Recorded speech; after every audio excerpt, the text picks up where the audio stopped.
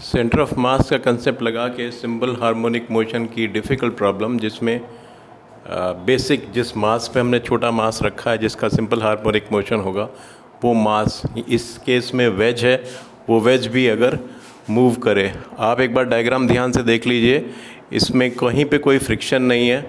मैं ज़रा कैमरे का एक्सपोजर ठीक कर लेता हूँ। यस, कहीं पे कोई फ्रिक्शन नहीं है और स्मूथ सरफेस है। स्प्रिंग का कोई मास नहीं है, स्मॉल मास m है, ये कैपिटल मास m है। हमने इनिशियली स्प्रिंग को फ्री लेंथ मींस स्प्रिंग का अनस्ट्रेच्ड लेंथ पे हमने रोका हुआ था और सडनली हम इसको रिलीज़ कर देते हैं, तो मोशन होगा, नेचुरली सिंपल हार्मोनिक मोशन होगा, लेकिन इसमें वेज भी मूव करेगा। आपको इसमें हिंट ये है कि सेंटर ऑफ मास शिफ्ट नहीं होगा। इसको एनर्जी मेथड से भी कर सकते हैं, एनर्जी मेथड में आपको, लेकिन इसका फिर वेलोसिटी आपको वेक्टर से ऐड करके निकालना पड़ेगा, उसमें मुश्किल हो जाता है, कैलकुलेशन मिस्टेक हो जाता है। सेंटर ऑफ मास के मेथड से ये बहुत ईजी हो जाता है। तो सेंटर ऑफ मास का कंसेप्ट हम देख लेते हैं, इसमें कैसे लगाएंगे। ये मैं कैपिटल एक्स कैपिटल वाई ले लेता हूँ फ्रेम, और यहाँ पे ले लेता हूँ small X small Y inclined plane में जो है। और वेज का सेंटर ऑफ मास मैं वेज के एंड पे मान रहा हूँ। वैसे तो यहाँ होगा, कुछ फ़र्क नहीं पड़ता, आप कहीं भी मान लीजिए, बस कहीं पे मानना है आपको एक सेंटर ऑफ मास। मैं इसको कन्वीनियंस के लिए मैं एज पे मान रहा हूँ। इसका सेंटर ऑफ मास तो पॉइंट ऑब्जेक्ट मान के इसके सेंटर पे है, और ये पॉइंट ऑब्जेक्ट है तो ये डिस्टेंस a है, फ्री लेंथ L0 है, a की वैल्यू L0 cos थीटा है। ये इनिशियल सिचुएशन है। हमने जैसे ही रिलीज़ किया तो मोशन होगा। सेंटर ऑफ मास तो शिफ्ट नहीं होना चाहिए, क्योंकि कोई external force, net external force नहीं लग रहा है। इंटरनल फोर्सेस हैं स्प्रिंग की, और इनका आपस का रिलेशनशिप है। एक्सटर्नली तो कोई फोर्स नहीं एक्ट कर रहा है। So centre of mass shift नहीं होगा। जब ये नीचे आएगा तो ये इधर आना चाहिए, मगर हम अगेन कैलकुलेशन की कन्वीनियंस के सेक के लिए एक ही ऐसे सिचुएशन में आप मोशन एक ही डायरेक्शन में लीजिए, अपने आप साइन नेगेटिव आ जाएगा। अगर आपको उसका वैल्यू निकालना होगा तो साइन अपने आप नेगेटिव आ जाएगा। तो कन्वीनियंस के लिए मैं इसको एक ही डायरेक्शन में मूव कर रहा हूँ। ये हो गया b प्लस कैपिटल X1, ये मूव किया, और ये स्प्रिंग का लेंथ L0 था, उसके बियॉन्ड ये हमेशा लेना है आपको डेल्टा E, जो इक्विलिब्रियम वाला है, बताता हूँ उसको। और फिर एक आपको लेना है उसके बियॉन्ड x, जो उसका एक्सटेंशन इक्विलिब्रियम पोजीशन से होगा। इक्विलिब्रियम पोजीशन हमको वो लेनी है जहाँ पे स्प्रिंग का फोर्स इस फ्रेम में मास के फोर्स, मास की वजह से जो फोर्स है, ग्रेविटी की वजह से फोर्स है, उसको बैलेंस कर ले, मींस mg साइन थीटा। और डेल्टा ई यहाँ पे कांस्टेंट है, क्योंकि mg भी कांस्टेंट है, साइन थीटा भी कांस्टेंट है, ये थीटा है। सो ये डिस्टेंस हो गया हमारा, ये a था, तो ये फाइनल डिस्टेंस हो गया। इसमें ऐड कर लीजिए x plus delta E cos theta, ये डिस्टेंस हो गया। अब हम सेंटर ऑफ मास का इक्वेशन लिखते हैं। इसका x centre of mass x direction में, y में हमें ज़रूरत नहीं है। ये होगा, इसका यहाँ पे था capital M b plus x1 plus small m, ये लिखना मत भूलिए, स्मॉल m का b, ये बहुत इंपॉर्टेंट है। यहाँ से तो शुरू हो रहा है ना, यहाँ से मेजर करना है। b प्लस x1 यहाँ पे भी आएगा, plus a plus x plus delta E cos theta upon m plus m।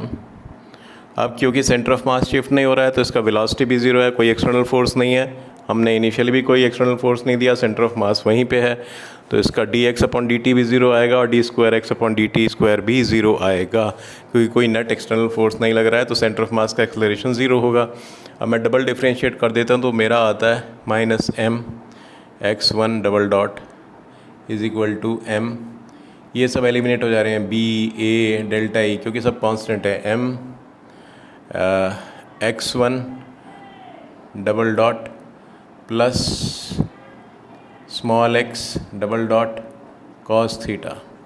तो इसको मैं एक साइड ले आता हूँ, x1 डबल डॉट हो गया m plus m is equal to minus m x double dot cos theta.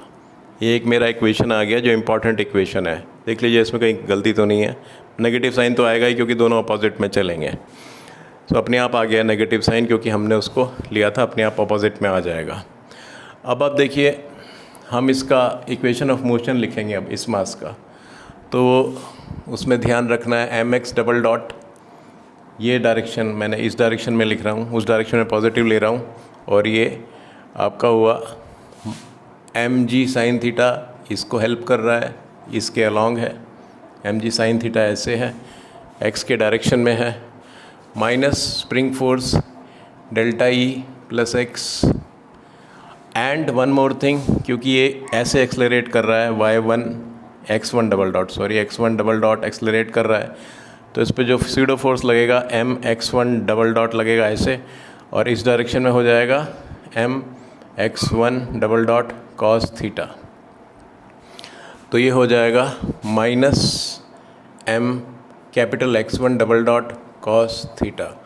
अब x1 डबल डॉट की वैल्यू क्या है, मैं यहाँ पर रिप्लेस कर लेता हूँ, प्लस में हो जाएगा, ये हो जाएगा m square cos square theta upon m plus m। इसकी जगह ये रिप्लेस कर दिया मैंने।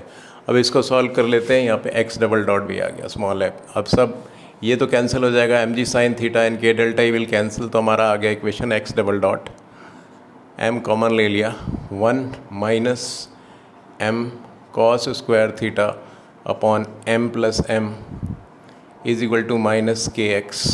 सो it is m x double dot upon m plus m into m plus m minus m cos square theta is equal to minus K x.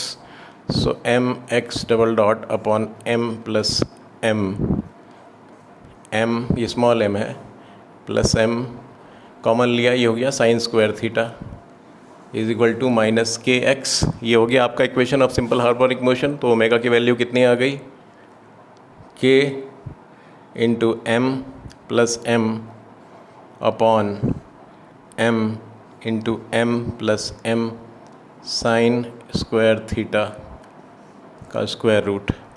आप check करके देख लीजिए, आंसर यही होना चाहिए। इसको सॉल्व करके कैलकुलेशन मिस्टेक अगर हो गई हो तो उसको करेक्ट कर लेना। बेसिकली कंसेप्ट ये है।